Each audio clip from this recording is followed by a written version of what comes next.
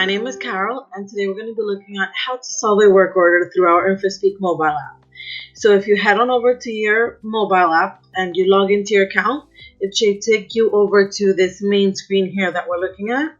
So you can go to work orders, and once you're in work orders, you can then select the work order that you want to solve and click on it.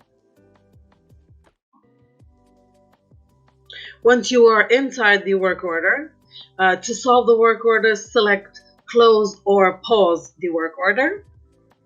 And in this new screen, you see that you will have the following fields. So inside of action, you can select from close, pause, or cancel. So I'm going to select close.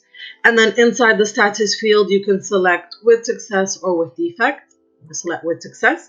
And you've also got the additional description field, which is optional. Once the information is complete, just click on close at the bottom of the screen.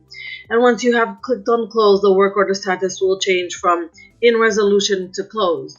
You can then confirm it in the list below. So if you click on the close tab,